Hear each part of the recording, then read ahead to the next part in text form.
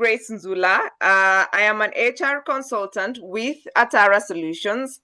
Atara Solutions is a HR consulting and training company. We offer what we call HR manager outsourced for organizations that require or want to outsource their HR departments. We also offer recruitment services, recruitment and selection, or what in HR we call talent acquisition. So you're here, you're in HR, please do not suffer alone. We are here to offset the burden for you.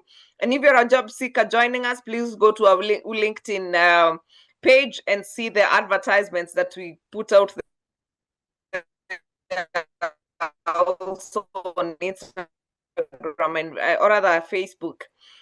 And of course, evaluations. Job evaluation is a service that we offer. We offer HR audits. We offer salary surveys. We also offer HR structures and documentation for those of you who would like us to do contracting. For those of you who are looking for people to review and update their policies, then we are able to do that for you as well. So that is about Atara Solutions. And of course, for me, CHRP Grace Nzula, and normally I host Get It Right with Atara Solutions.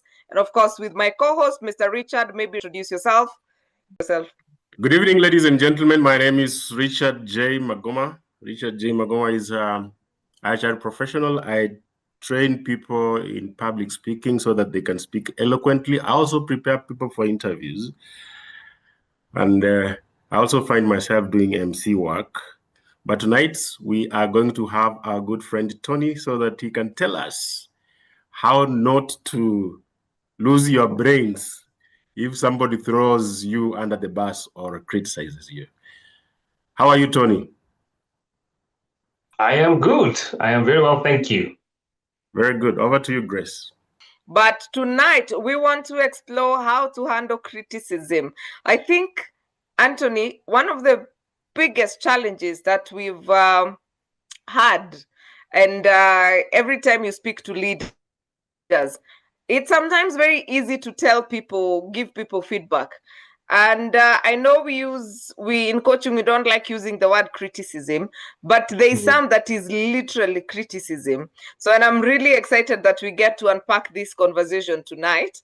And as we look forward to just making the workplaces better. So Get It Right with Atara Solutions is a webinar series that seeks to demystify issues in employment and entrepreneurship. We are here every Tuesday from 8 o'clock, and we have been here since January. And we are completing the year sometime very early in December so that we can also take some time off, rejuvenate, recharge, and refocus. So if you're joining us for the first time, all our recordings are on our YouTube channel, Get It Right with Atara Solutions. But tonight, Tony, how do we handle criticism and how do we manage this thing? I don't know whether to call it a thing, but yeah. There you go. Is it over to me? Yes, it is, Tony. Great. Allow me to share. Good evening, everybody. My name is Tony. I am delighted to be here. I am delighted to have been invited to come and share this. And we are going to be looking at handling criticism. And we are going to be looking at how to turn feedback into fuel, how to take criticism and turn it around so that it can be a gift. And I want to agree with CHRP Grace that feedback is important, but not all of us are trained to give feedback properly. Every time I'm training people to give feedback properly, I tell them that it is you who has learned how to give feedback well. When you go back where you work, you are going to find people who may not have been with you in the training that you attended, and therefore are not equipped to give feedback properly. I run a business called The Influential, and we help people find their X factor. I am a trainer, I am a coach, and I also moderate events. And I will be facilitating this session. I will be inviting you to also contribute so that we can have a time of learning together. So today, this is what you should expect to gain from our session. I will be discussing how we can reframe our perspective so that we can transform criticism from a threat Tony? into a powerful tool for personal and professional growth. I will also challenge you to identify Anthony? your triggers, because when you know your trigger or your triggers, that is a first step in self-awareness, and knowing those it helps you know why you react in certain ways to criticism and understands what makes feedback challenging for you. I'll also help you start thinking about how to respond with confidence. And also, because I am biased towards the HR profession when I come to Grace Nzula's events, I'm going to be challenging us to think how we can build better cultures, especially from a HR perspective. So let's get busy. Great. So I found an amazing quote that I want to start us with. And the quote is that the loudest boos always come from the cheapest seat. So when you go to the field to watch Gor Mahia versus AFC Leopards and you're hearing noise, it doesn't come from the nice seats where people paid a lot of money. The loudest boos apparently come from the cheapest seat. I don't know if you want to type in chat what that makes you think when we are talking about criticism. And I will invite Grace or Richard to check for me in chat. Please tell me what that quote makes you think. The loudest boos always come from the cheapest seats. With regards to criticism, let me hear your thought.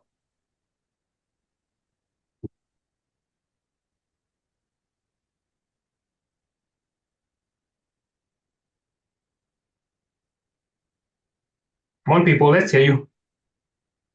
Participate. Let's get your thoughts. All right. Leslie Awino, who has said, it makes me think the people are least invested have the most to say. Simon Frank from TZ has said, you are right. Jack Mulama has said, negative profiling. I don't know if it is the quote that is negative profiling or Paul Mbata has said, pesa haina kelele. Dorothy has said much of the criticism comes from people where it is probably doesn't matter much. Edward Wangeshi, not necessarily. It could be not 100%. Fluffia has said empty tins make the loudest noise. Thank you, Richard. Keep on coming. You don't have to agree with me. I said I found this quote, so it's okay for those who feel negative, who feel differently, but that's all right. But I want to tell you a story about this man here. This man is Joe Donde. On the 8th of June 2022, he told one Mwai Emilio Kibaki, and I quote, give up your presidential ambitions. You are too old to lead this nation. That could have been translated as a very critical statement, and it made waves in the newspapers. Of course, as we all know, Kibaki went on to become president for 2 years, and I've never forgotten that story. And Joe Donde was an amazing legislator. He made some amazing bills, but in this particular case, he was flat wrong. And I remember him coming back to be interviewed after Kibaki became president, and he said he was wrong, which was very big of him. But I thought that's an amazing place to begin because even people of great standing like Joe Donde can make mistakes and give the wrong feedback and be critical of others and be flat wrong like he was in that case. There's also another story told of an elder here in Africa who criticized a young potter, telling him that his work was shoddy and that he was not going to amount to much. This young man took that criticism and decided that it was going to be fuel and decided that he was going to learn how to do this so well. And he later became the best craftsman in that particular village. I am trying to make a case. And if you know some of your celebrities, I love a gentleman called Stephen Curry who plays basketball. He's shorter than most people. He likes reading social media when he's being criticized, and he says that he uses that to fuel his drive. He uses that to fight, to do better. And he has been written out by many, but he's now a 4-time champion, and he's the greatest shooter who ever lived in terms of basketball. For those of you who know Stephen Curry, you know what I'm talking about, and he's my favorite basketballer.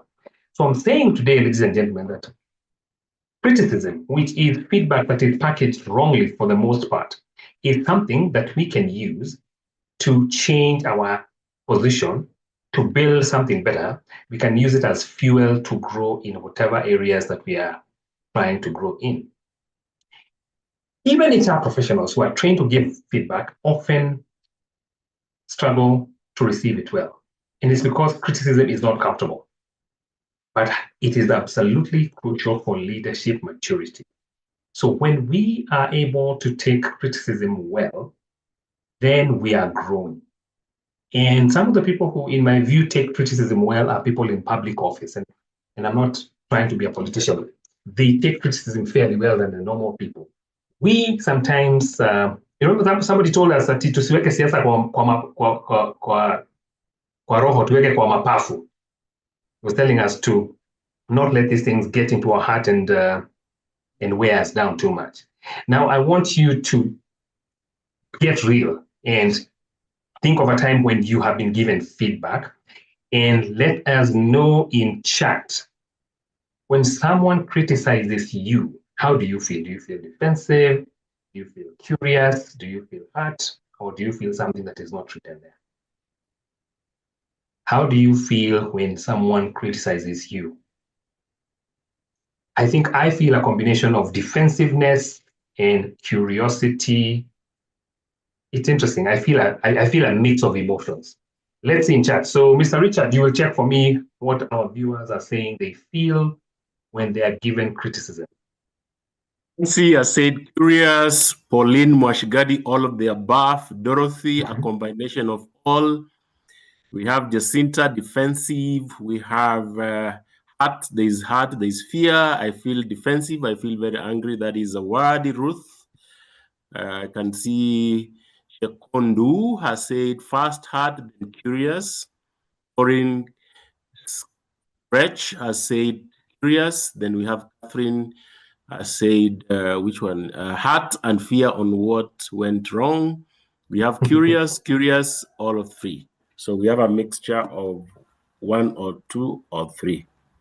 Asante sana, Richard. And thank you, ladies and gentlemen, for being honest. I'm also being as honest as yourself.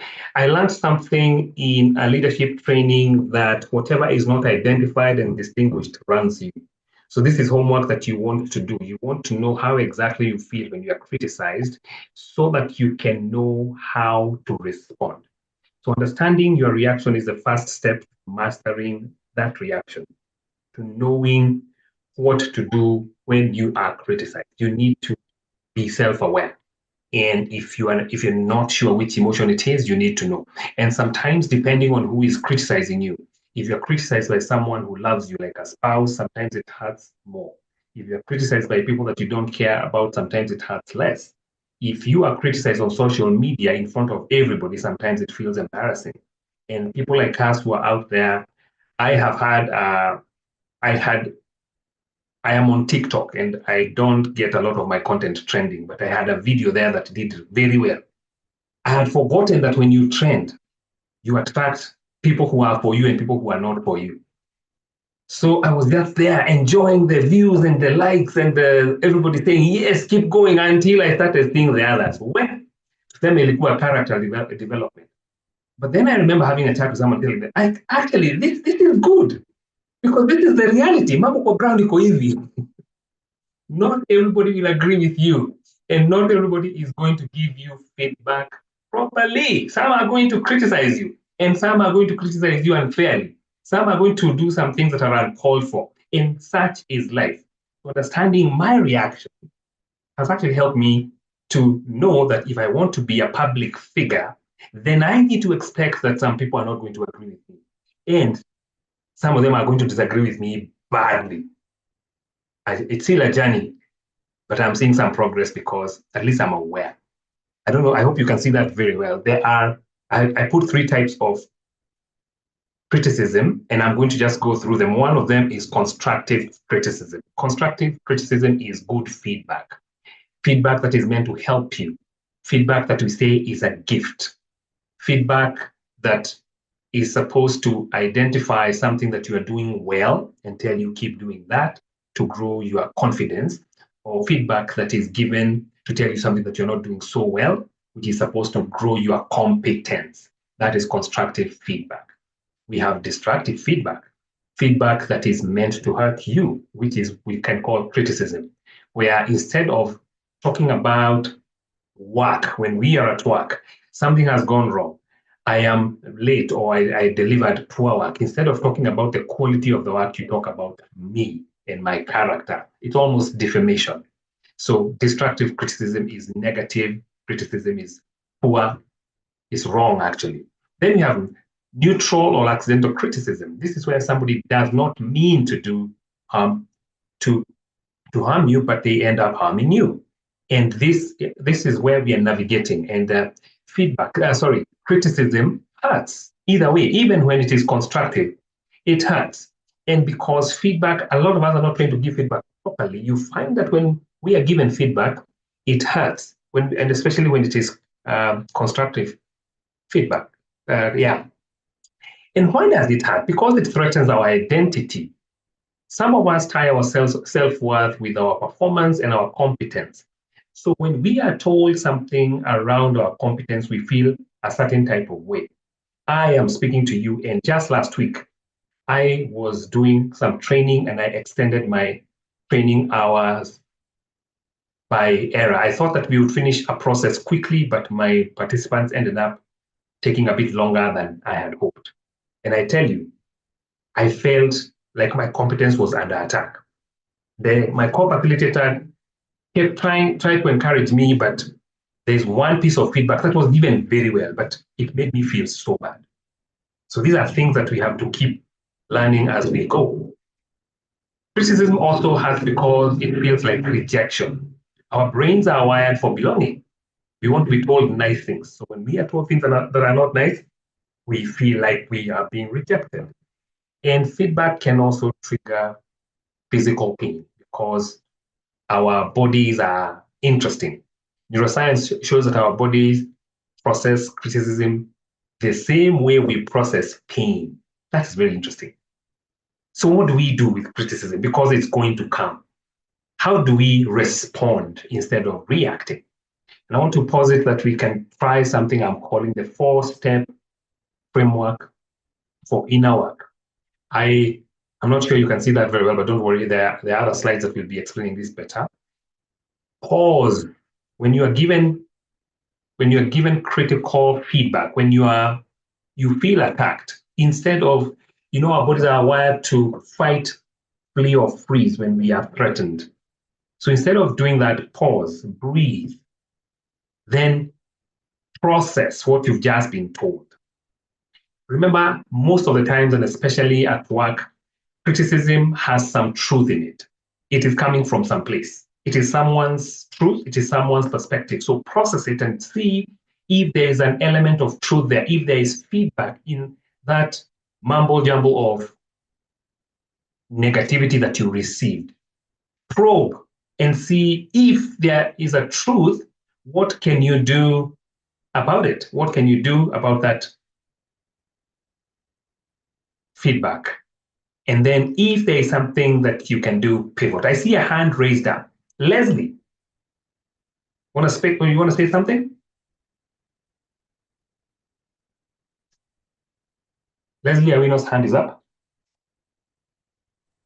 Yeah, I've tried to allow her to speak, but I don't know. Leslie, you wanted to contribute or was by Hello? mistake? Can you hear me? Yeah. Yes, we can. Oh, thank goodness. Okay, so it was just a request because I see I'm not the only one with this issue. If there's a way to increase the size, we can't really see the slides like that. I can't increase as I present, Leslie. I'm sorry. I'll send the slides. I will increase the size and send them to Grace. Okay, thank you. All right, thank you. Great. So I was going through them. I was saying that we pause, we process, we probe, and we pivot. So that's a We have four Pauline step. whose hand is up as well. Oh, Pauline? Yes, can you hear me? Yep. Yes. Okay, you've said that we pause, we process Mm-hmm.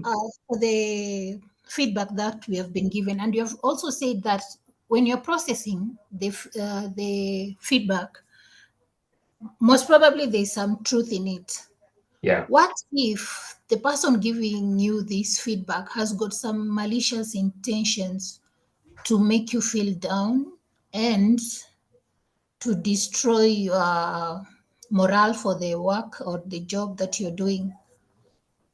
Will you still count it as some truth in it? Because I think in this corporate world, in our daily work environment, tuko na ile mvutano, nani anataka kuwa best, nani anataka kuwa outshine mwingine. I want to bring this person down, na amekusoma, najua if I give this person bad feedback, bas nimemmaliza mentally and emotionally. We have non-Kenyans in the room, so let's use English kindly. Oh, sorry about that. Sorry. Yeah, that one.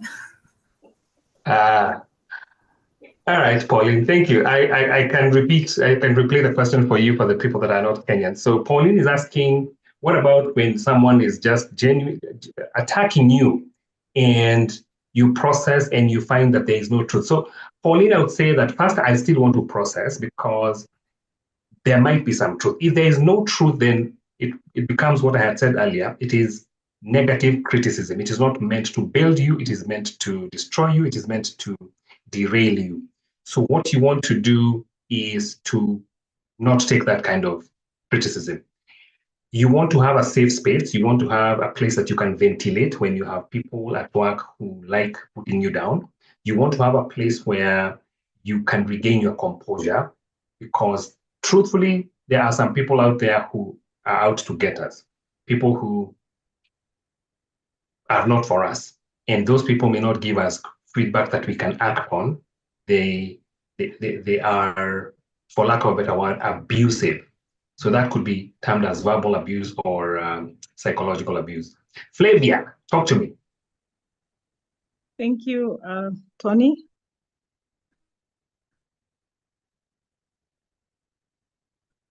Mine is still about receiving criticism. Say that again.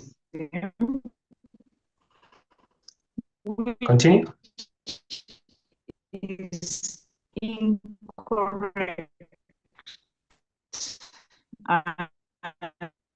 Flavia, your network, your signal is poor. We can't hear you very well. I've had a scenario where you're at work, where you're in a queue and you're abusive. Yeah, I can hear you. Yes, I was saying. I can continue. I needed like help on how to interpret or take criticism, like in an office setting. You're in a meeting and one of your colleagues, someone you supervise, attacks you in an abusive way. They abuse you and you're in a supervisory position amidst your bosses. They attack you like they just want to embarrass you in that meeting. How do you respond in such a meeting? Wow, Flavia. Someone I supervise attacks me and verbally assaults me in front of my bosses. Yes, I've been in such a scenario. It was terrible, really. But I just, listened to whatever she had to say. I just told my boss I was going to resign immediately after that meeting. It was the first time I was facing it, but it took me aback. I just didn't know that we have such things in our offices. All right.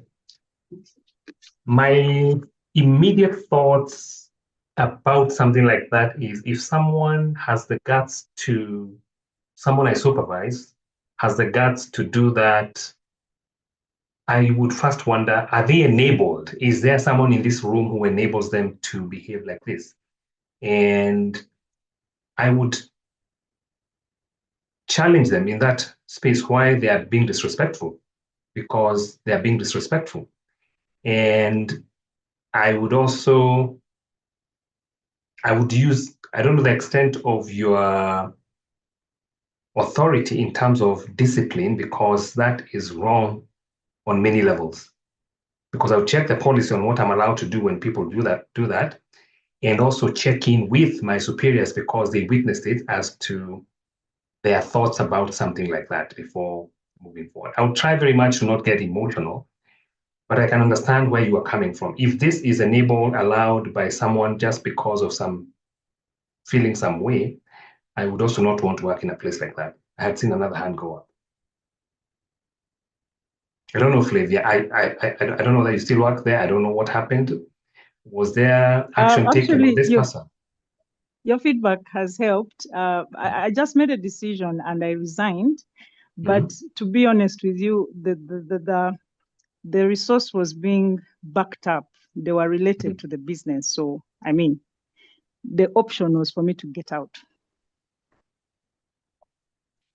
Thank you, Flavia. And it is a sad thing when we have to leave work because of things like those. But like Flavia, I also, when I was in my career, I've learned the hard way that there are some places that we leave because they are toxic. If you're subjected to this type of criticism, it is not good for your health. Just this weekend, I was talking to a man that I love and respect at my church, and he has a nice position where he works. And he was telling me that he was busy getting his annual checkup, and he had done some nice proposal and sent some figures to the directors of the company. Then he decided to check his email while he was waiting to get his blood pressure done. Ladies and gentlemen, this man's blood pressure was critical when he went to the triage. Imagine that. And he was asked, "Are you okay?" And he said, "No, it is. I just read something that is work related that caused my blood pressure to shoot." So they did all the other tests, and about 30 to 40 minutes later, when they were checking the blood pressure now, it was normal. And we were having a discussion with this man, and he was saying that he and his wife are wondering whether that job is good for him, because if people criticize you and cause your body to get sick, and you are not a young person, then they're setting you up for trouble.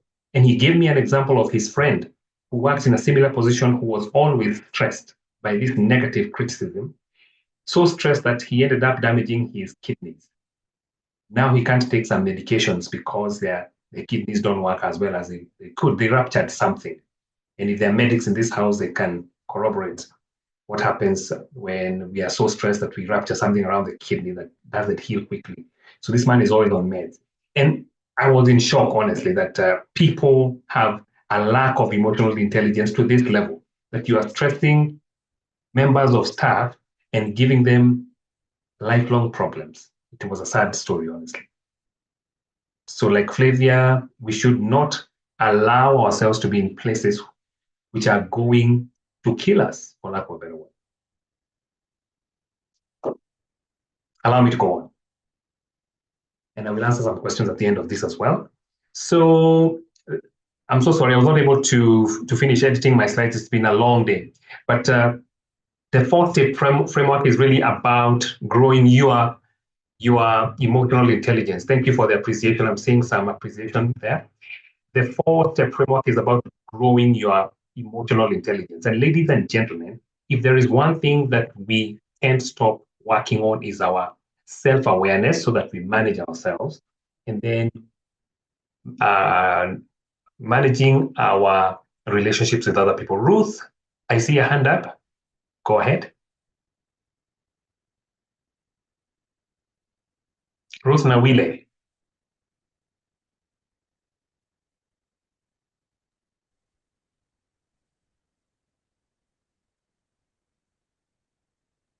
Go on, Anthony. Okay. Yes, so saying that we need to grow our emotional intelligence, and I'm certain that a lot of us know about emotional intelligence. It is those 4 skills: getting self-aware, knowing myself, knowing my triggers, managing myself, then knowing the people that I work with, the different temperaments, the different triggers, and managing that relationship. Flavia's hand is up, one more, it's gone down.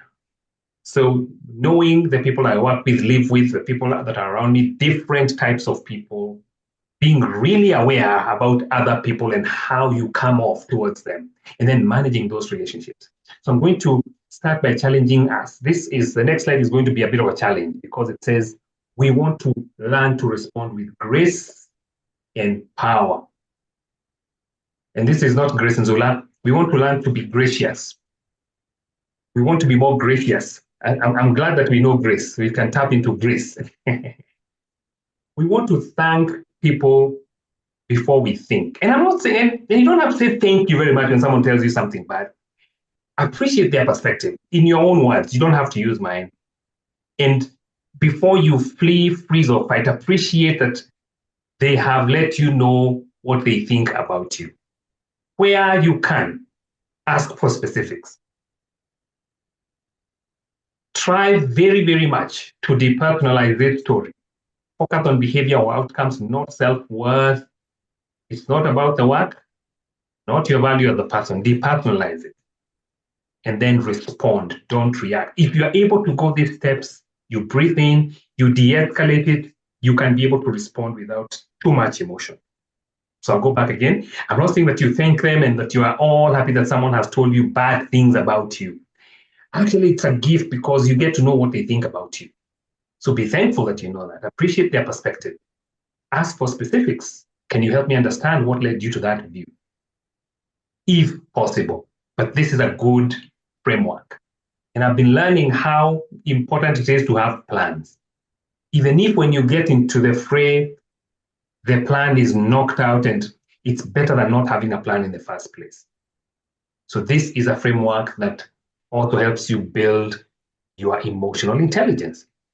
And when you think about it, as difficult as it is, when you can only do something when you know, and we are now talking, we're trying to think that this person had a reason why they were saying this.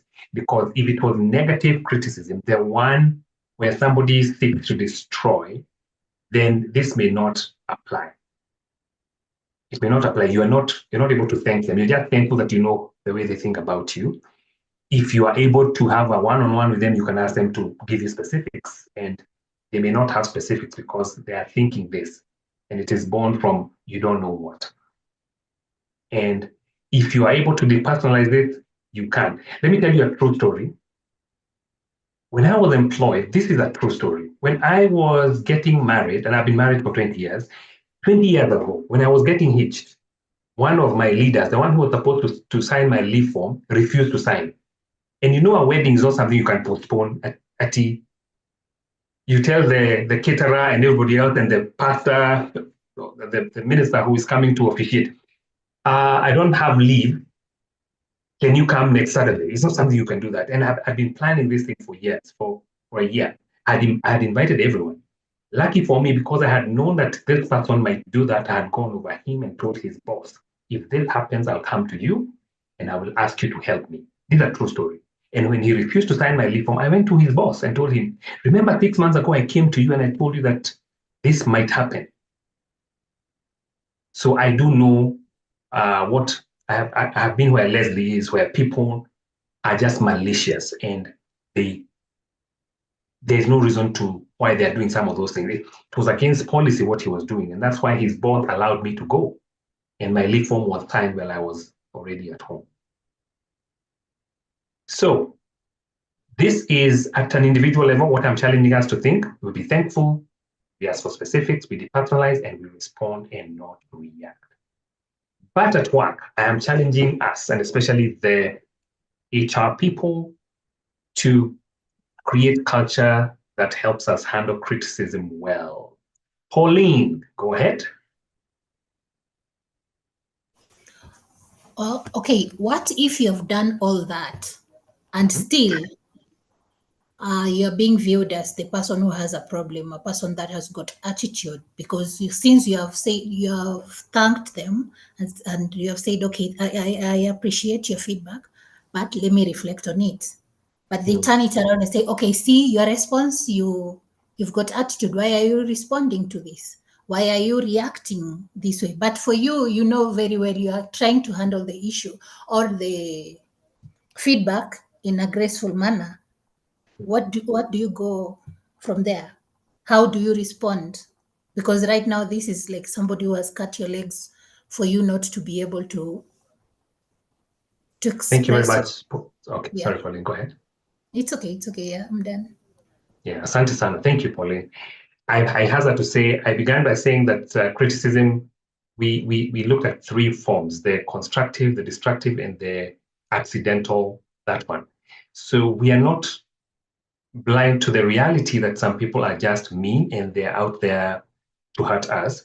So some of these things are the ones that now help us know whether this person is poor at giving feedback or they really have a vendetta or something against me.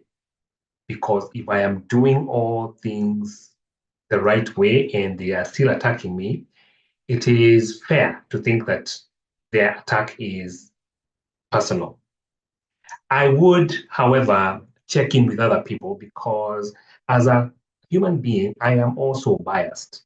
I am biased towards some people. I am biased towards certain people.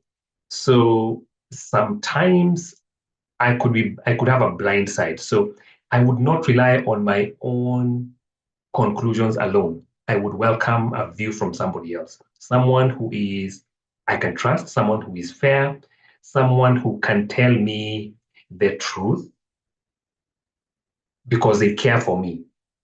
So that by the time I'm deciding the next steps, when I feel I have tried everything and I have involved a third party who agrees with me, then I know that I'm on the right path. If they disagree with me, then I probably am also doing something wrong in this case.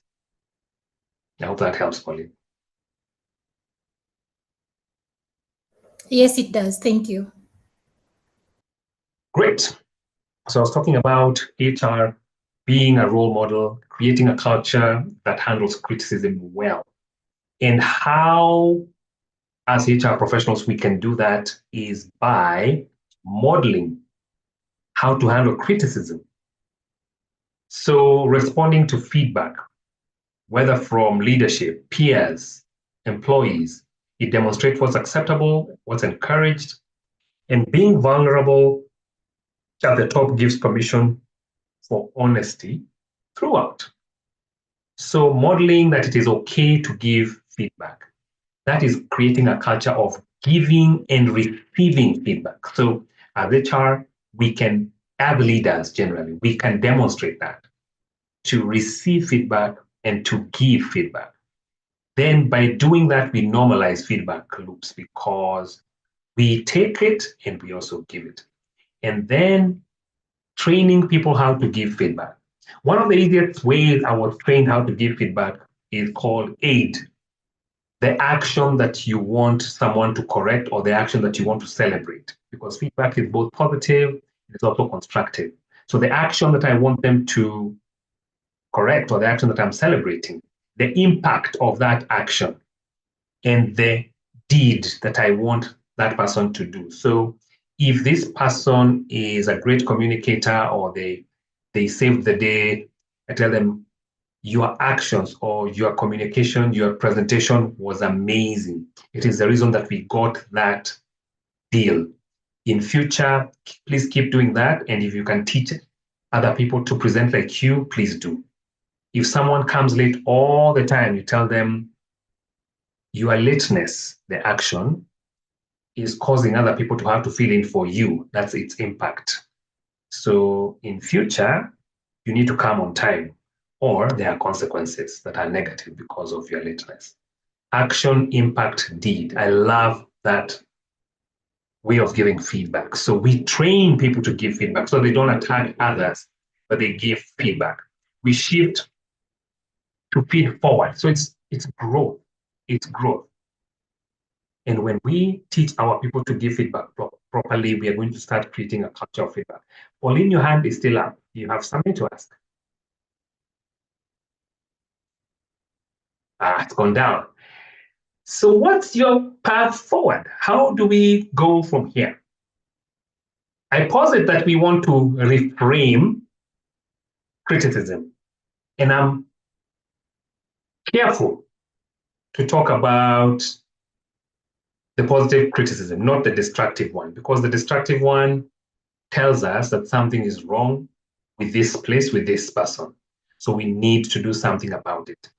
It's difficult, and some of us are trapped in those places, but it's a signal that that place is probably a place that we want to leave, if it is a toxic workplace.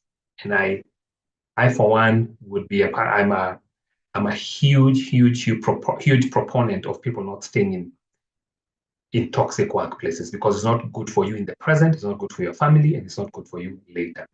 So as long as it is poorly given feedback, let's reframe it. Let's see it as data and not definition. It doesn't define you, it is data. So what do I do with this data? I want to respond. So before I respond, I want to pause, I want to process it, I want to probe, just to be clear, then I want to pivot. I want to do something different. All right? Then after I have responded, I want to reflect. What truth can I learn from what just happened? And then the truth that I learn, I want to reinforce. I want to model the culture that I want to see. So that's another framework that I believe is very good. I want to reframe, I want to respond, I want to reflect, and I want to reinforce the truth that I have learned. And unfortunately, this may work even for the negative, the destructive feedback, the destructive criticism that we're talking about. If it is true that this person is not good for me, if this place is not good for me, then I need to start making plans to depart from this place. Ideally, criticism is like rain. Ideally, it should nourish, not kill. It should nourish growth and not drown it. So if the criticism you are receiving is not nourishing growth, people need to learn, or something needs to change. There's a hidden nudge in there. I want to challenge you this week. The next time someone critiques you, a colleague, your boss, even a family member, I want to ask you to try this. Pause and breathe.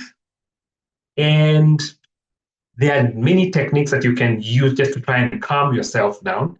In your self-awareness, what helps you calm down? Pause and breathe. When you are calm, replay what you are told, or listen to it if you're still being spoken to without defending yourself. Try very much to not defend yourself. Remove yourself briefly to listen as though you are a third party. Then ask yourself, what truth might be hidden in this discomfort? If you don't find the truth, then maybe this person is the one in the wrong. If you find the truth, then that's something that you can act on. Choose one small action based on what you learned. Now, ladies and gentlemen, I dare say that we can even use these opportunities to teach others how to give feedback. Because if they mean well and they're just mishandling it, then it will be an opportunity even for us to teach them. So this is your challenge for this week. You might receive negative criticism. Pause and breathe. Listen without defending yourself. Ask yourself if there may be truth here. If there's some truth, then choose a small action that you want to take based on what you learned. And here is what I also want to call design principles for a feedback-rich culture.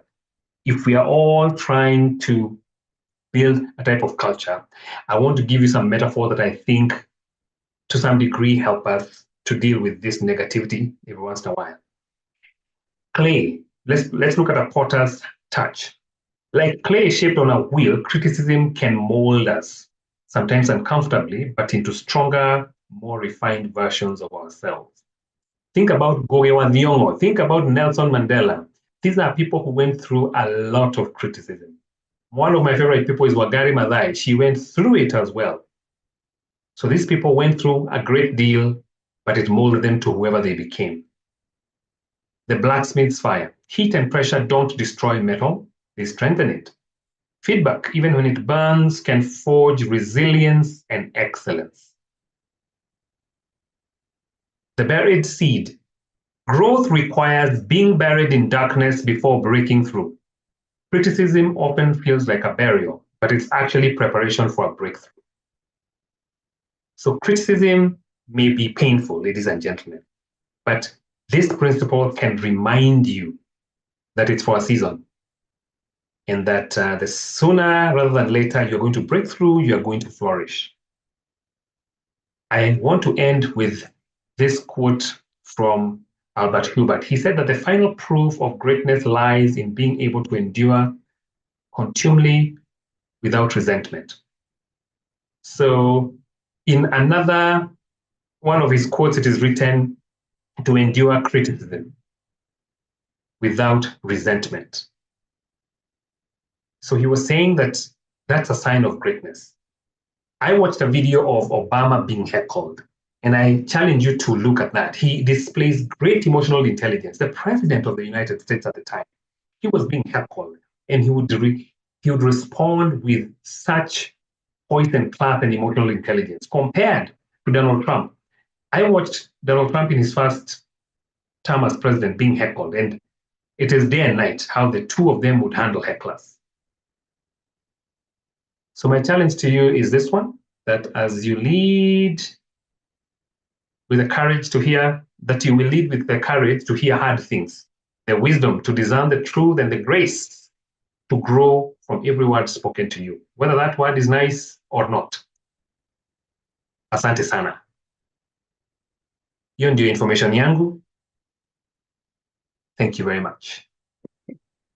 Thank you very much, Anthony. You can connect with Anthony on LinkedIn as well. He's a very active, I think he was voted influential on LinkedIn or something. But yes, he does a lot of articles there, so you can catch up on that. And he used to run a YouTube channel. I don't know what happened, but we shall revisit. It's actually there, Zola. It is still there. Excellent. All right, so guys, do you have any questions for Anthony? Any questions from you? I can see the claps. I can see the love. Kindly continue giving your emojis. I see Catherine Kambona wants to speak. Catherine, you can speak. Go ahead.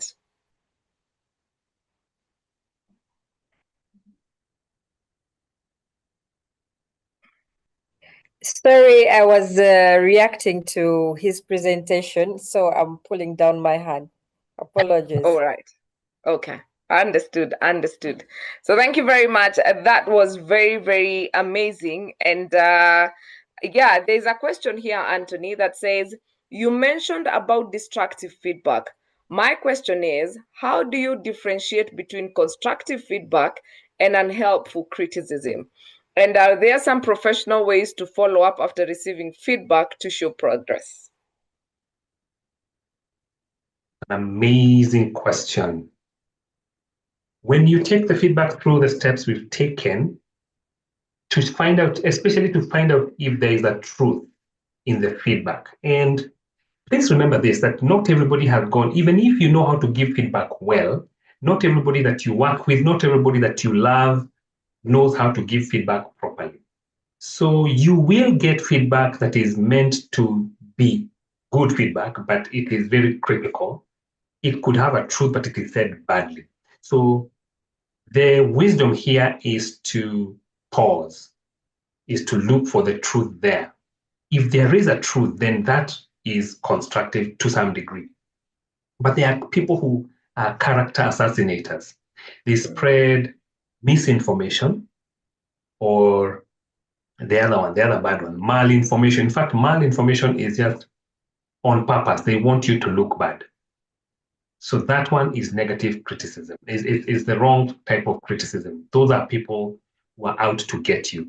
But the other one, where there is some truth, even if it was given badly, that's the one we are saying that seek and see if there is some truth. And if there is some truth, then act on the truth, because it does help you. It does reveal a blind spot for you, and it helps you to do something about it. Now it's upon you now to start doing something and to make milestones and measures that help you see that you have received feedback and you're taking action to improve or to grow. So you can look for milestones. Like, for instance, if you're told that you always come late. I remember dealing with a case somewhere where I was coaching a group of people, and someone in that group was coming late all the time. So I first told the leader, if you've not told them that they come late, don't tell them that they come late, that they are latecomers. Wait until they come late and then address the late coming. Tell them you have come late, and yesterday you are late, and the other day. Now you have grounds to talk about the recent lateness. So now you have pointed that to them. Now it's open. How can they improve by not coming late and seeing out of, I used to come late 3 times a week. I am not coming late anymore. Or in the last 5 weeks, I've come late only once. So those are metrics that you can measure to show that you're actually simple metrics. I hope that's helpful. Thank you, Anthony. And then there's a question by Sarah Berry. I don't know. Sarah B. Let's call her that.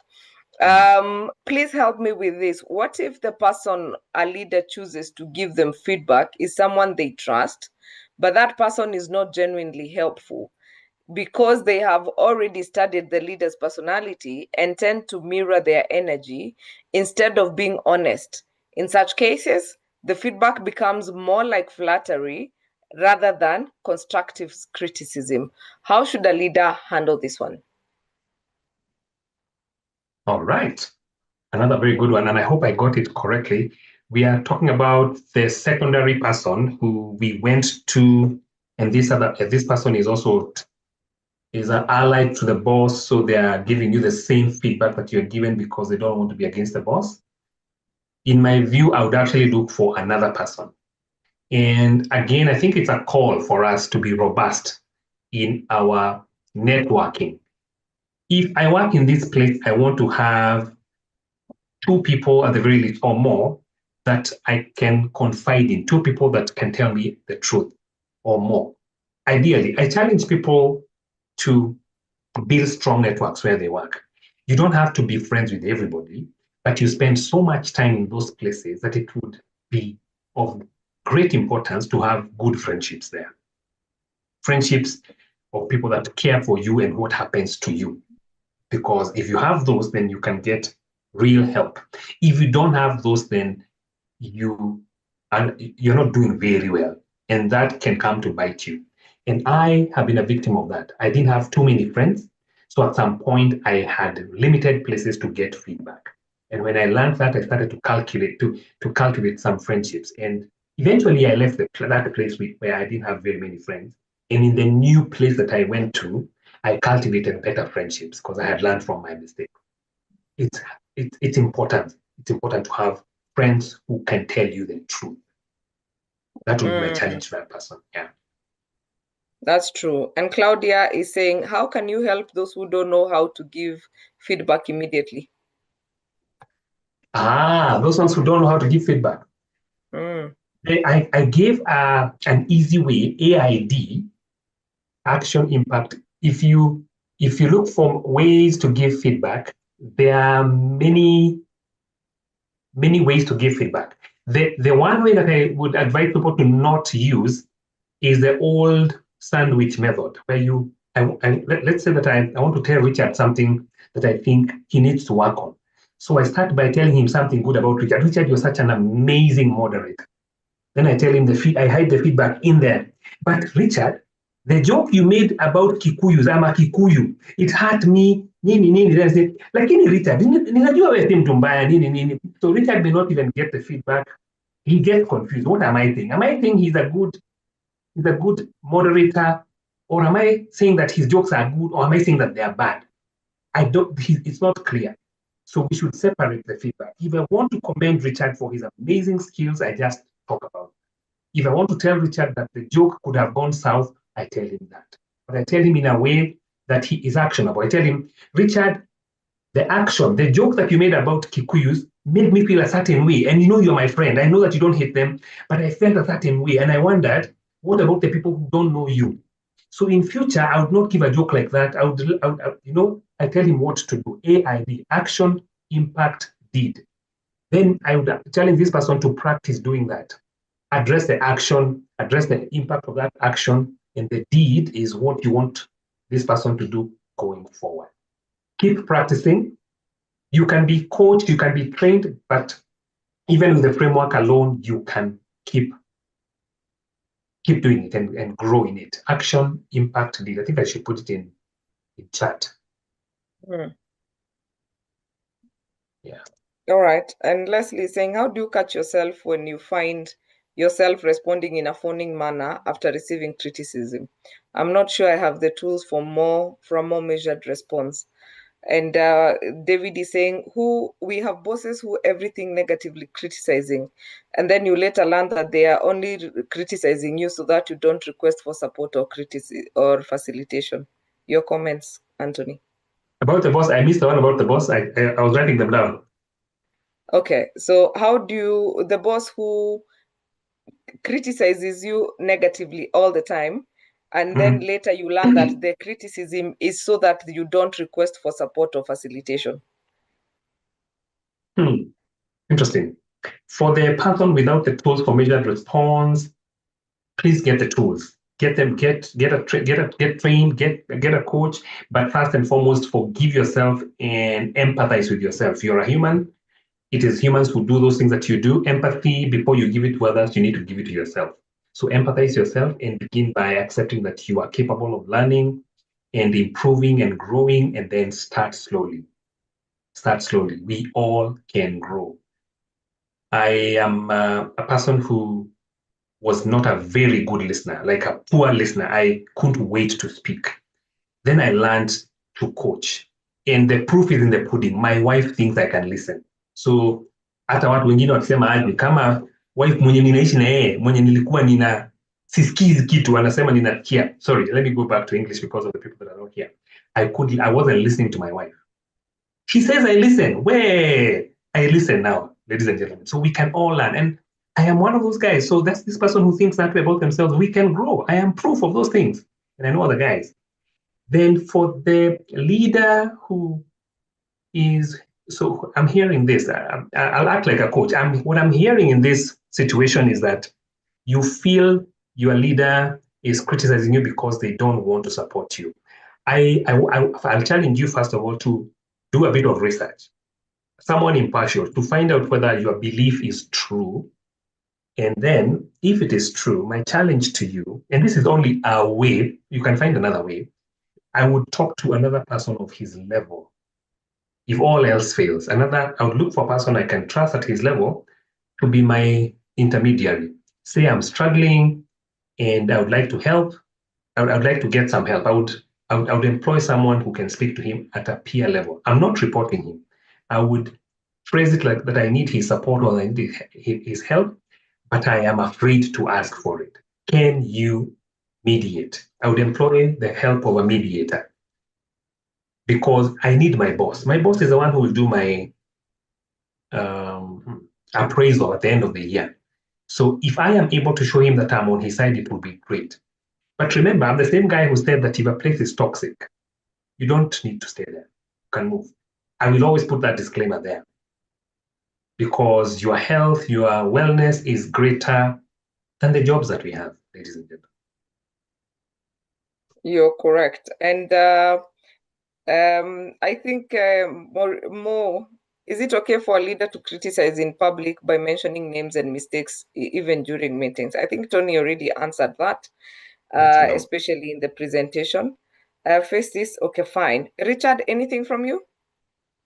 Alan's hand has been up for a long time, Grace. I have actually allowed him to speak. I was prompting Richard as I prompted Alan.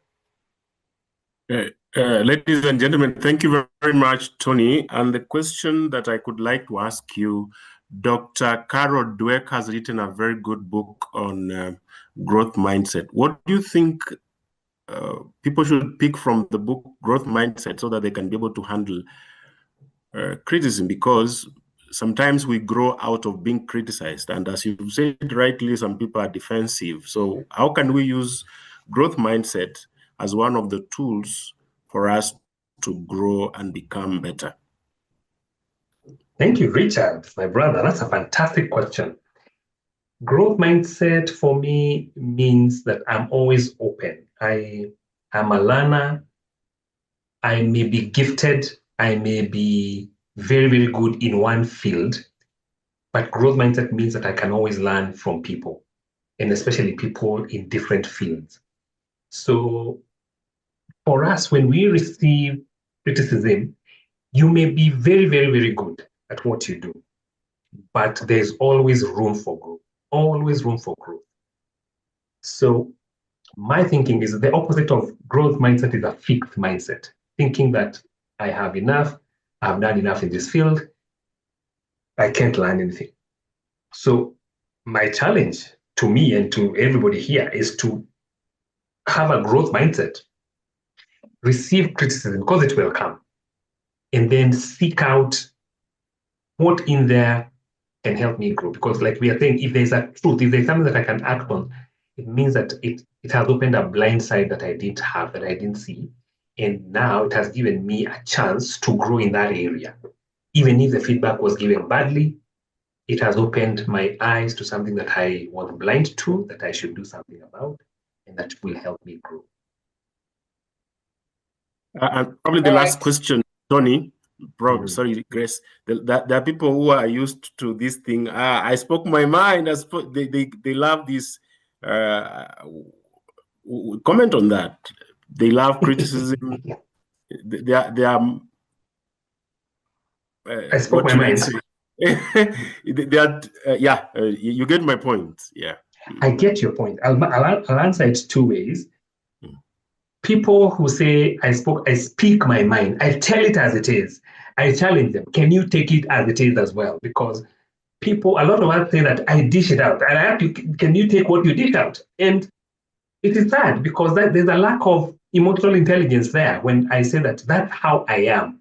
It means that I have a fixed mindset. So those people that Richard is saying, who say that I speak my mind. Let me speak my mind right now. I am looking at Richard. I am looking at Grace. I'm speaking my mind. I don't have to be obnoxious. I've just spoken the truth. I'm saying it as it is. I am in a webinar. I'm saying it as it is. But some people will just say something hurtful and in a bad way and claim that when they say things as they are, it involves being malicious and being mean. It doesn't have to. It doesn't have to. Every day we speak it as it is when we say the sun is up, when we say I'm coming in late or I'm coming in early. And so those people, Richard, have refused to grow. They need to embrace a growth mindset and learn that it's not what we say, it is how we say it. Yeah. That is very true. Alan Ouma, as Anton, you think about the resources that somebody's asking whether there are books they can read to learn how to accept feedback. Alan Ouma?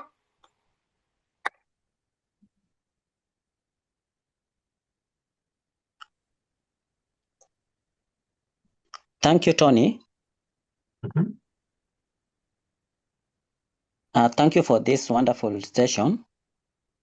My question will solely revolve around people's personality in relation to criticism. I want to understand something. Does criticism solely depend on one's perspective? Maybe one who feels criticized, or is there any other criteria to determine that someone has been criticized? For instance, if a person responds to me, maybe in a public or in a meeting, and maybe the response of this person sparks reaction from my colleagues. But for myself, I don't feel offended. But from people's reaction, maybe it was an offensive response from that person, but myself, I'm okay with it. Will I still term it as a criticism on my part? An amazing question, Alan. And the answer, I think, is unclear. But I would say that it's a matter of perspective. Sometimes the person giving the criticism is the one who knows that they are actually criticizing you. Sometimes it is the recipient who feels they were criticized. And sometimes, like you've rightly put it, it is other parties, third parties who see that. I would hazard to say that it's a matter of perspective. Then I would also add that we need to grow in our emotional intelligence to respond. But the real answer is that it's a matter of perspective. Thank you, Tony. Yeah. All right. And finally, because we will be here forever, and I know Tony and myself are also very tired, there was a question that had a flip on guests now on not bosses. And maybe that's an important one as we come to a close. How should one professionally handle guest criticism that appears insincere or unfair? For example, a guest asks a night security guard to watch over and listen to children sleeping, clearly trying to avoid paying for nanny services, even though information about those services had been shared in advance. The guard agrees against company policy. The following night, when a different guard who is on duty politely declines and instead offers to help the guest connect with community nannies, the guest later gives negative feedback, claiming the guard was rude. How should such a situation be addressed and managed both with the guest and internally with the team? Well, that was a bit long. So two guards. So there's one guard who agrees to make local arrangements and then watch over the kids. Then there's the one who refuses to do the same and offers solutions in terms of contacting other people. Yeah. But then the guest has decided to give negative feedback about this one who has said no. How do you handle it with the guest and also handle it with the team? Wow. It sounds like a lot of truth has come out here, that there was a local arrangement. So that is a local arrangement. Then the person who follows the rules is the one who is getting in trouble here. If I was leading this team, I would make an example. I would phrase it exactly the way you said, that local arrangements are just that, they are local arrangements. If they go against policy, then something is wrong there. But there are local arrangements that don't necessarily go against any policy. So if people choose to make local arrangements, that's just that. It's a local arrangement. They should not expect that everyone else is bound by a local arrangement that was made by two consenting people. Because I'm almost certain that some money changed hands. I'll pay you for you to do this. There's nothing wrong with that. But now coming to badmouth someone, it shows a lack of emotional intelligence of this person, because they're feeling entitled. If Grace can do it for me, even Richard should. But Richard doesn't want to, and it's outside of his job description. So I would use policy here to defend the guard, and also reprimand this guest for this behavior, because it is not acceptable. They are acting entitled, and they are dragging other people into the mud for doing the right thing. And sometimes, unfortunately, Grace, sometimes we get into trouble for doing the right thing. Unfortunately, it's just the world. Most of the time. Yeah. Yeah. And as we prepare your parting shot, please let us know about any resources we can read about. There's somebody who was asking about a book or something. All right. No book comes to mind, but I'll challenge you to just go on Google and look. But even easier, look for videos on YouTube that give shorter videos that give you quick, practical methods to grow in those areas. And look for people who share things on leadership, on growing your emotional intelligence. I don't think I have anything on my YouTube channel on feedback, but I do have something on growing in your leadership. So you could check there and find similar videos, because I believe that you can find easy to try methods, tried and tested methods from videos that you can start even while you look for a book. Yes. So kindly share your LinkedIn details too, or email, whichever is easier to reach you. Right, we can be here forever, guys. I know this is a topic that we will never finish. And as Tony is sharing his contact details on the chat to give us his parting shot, Odindo is saying, in our HR practice, you'll be criticized for issues such decisions contained from SMT, which is not a one-man's decision. How do you deal with such attacks? I think one of the things I can say is make peace. And remember, you're just a messenger, and they always will find reasons to attack you. So, and because you're also genuinely clear that it is not you, it is a management decision, make peace with it. And sometimes in leadership, if you have done the things that Anthony has said in terms of unpacking this thing around you, then it becomes easy for you to know that this is not about you. It's just people who genuinely are looking for reasons. But you're done, Tony? I can see you've shared your LinkedIn. Did you need me to share something else?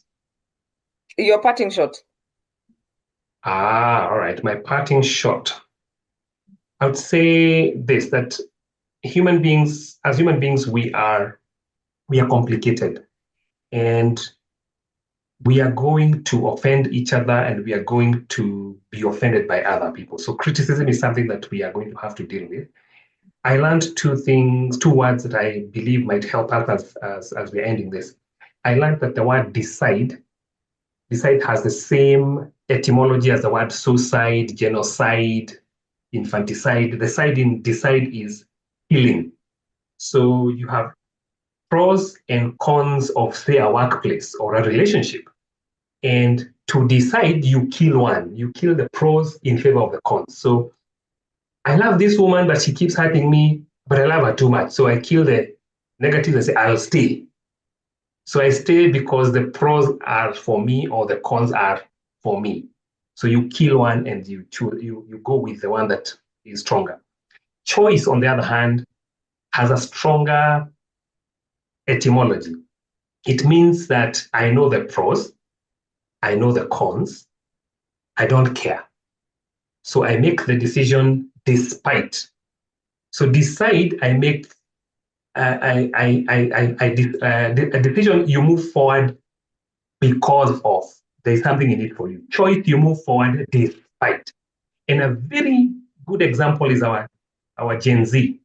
When they were going to the towns in Kenya to demonstrate, they knew they might die. They didn't care. They had made a choice. This is my challenge to you. When you are at those places that are hurting you, that are demeaning you, that are difficult to be in, you need to make a choice. You know the good, you know the bad, and you know the ugly. So you need to make a choice. Choice is despite. So if you choose to stay, then choose with full knowledge that this place comes with all of this. If you decide, then look at the pros and the cons, and then take the one that works for you. That might mean you leave a place. A decision is made because of. A choice is made despite. That's my parting shot.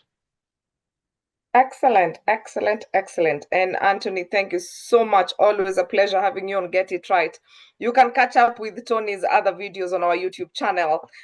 He's not a first timer here, so you can go to Get It Right with the Tara Solutions, and you will also be able to catch up with you can just go there and look for Anthony Wachira, and you can catch up with the conversations that he has had here. He's an amazing speaker. Of course, you can invite him to your organizations to give talks, to give conversations. To have training for your people. You can always do that.